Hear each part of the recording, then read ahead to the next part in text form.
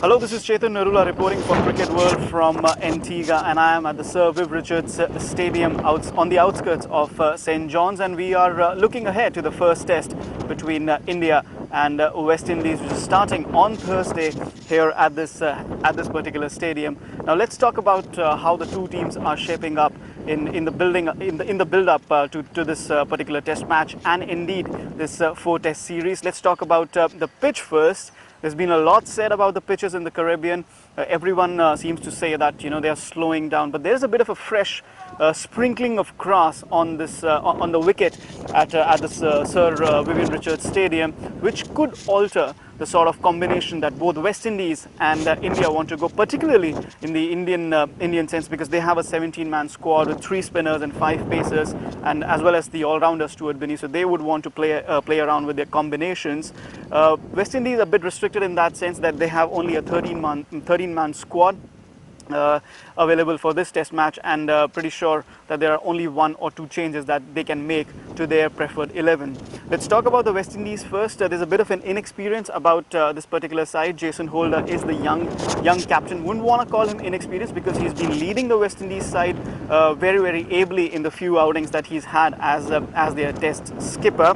But apart from that, we have Darren Bravo as well as Marlon Samuels, who've played 100 test matches between them, but there's been a bit of a lack of consistency in both their careers, which has which can say that they are not that great hands at providing support to the middle order. In that sense, West Indies will want both these batsmen to put their hands up and be counted for once in this particular test series as they face the likes of R. Ashwin, Amit Mishra and Ravindra Jadeja. Apart from that, we have Jermaine Blackwood, Leon Johnson, Rajendra Chandrika and Craig Brathwaite, who's a younger crop of batsmen available for the West Indies to choose from.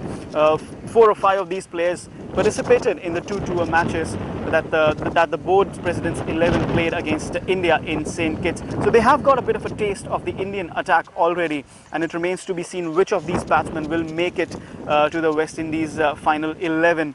In the bowling attack, they have Devendra Bishu as the leg spinner, and apart from that, Holder and Carlos Brathwaite will obviously be doing the medium pace duties. They have Miguel Cummins, who is expected to be handed his test debut, and we have Shannon Gabriel, who is the out-and-out pacer for the West Indies in this particular test match.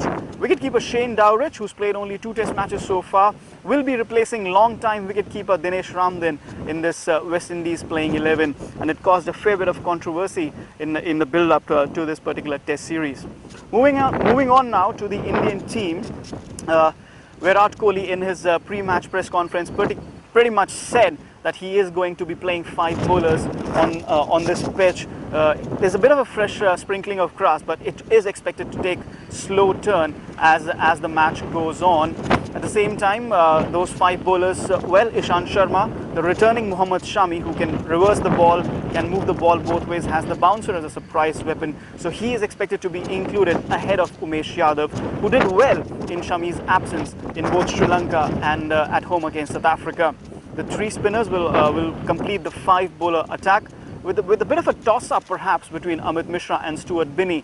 But again, Virat would want his 5th bowler to do the damage in terms of wicket-taking capabilities, and Mishra is obviously a better choice than Binney in that particular sense. Which also means that Rohit Sharma will once again be benched. Riddhiman Saha will be bringing up the middle order, which comprises of the 2 openers, Cheteshwar Pujara at number 3, Virat Kohli himself at number 4, and Ajinkya Rahane at number 5. Now, who are going to be those 2 openers? Murali Vijay is a shoe-in for the 1 opening slot, and the other toss-up could be between Shikhar Dhawan and KL Rahul. KL Rahul has been in scintillating form in the IPL, and then obviously he did well on the Zimbabwe tour where he earned his maiden ODI 100 as well. But even so, it's not going to be easy for Virat Kohli to neglect Shikhar Dhawan. He is somebody who plays attacking cricket, and on the slow turning wickets in the West Indies now, he can do some damage if he gets going. But the question is, will he get going? It's a bit of an easy decision and a tough decision to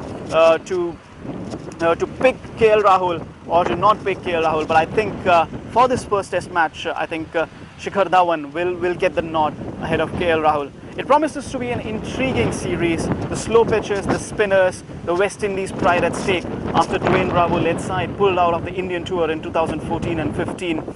It's the first test in Antigua starting Thursday.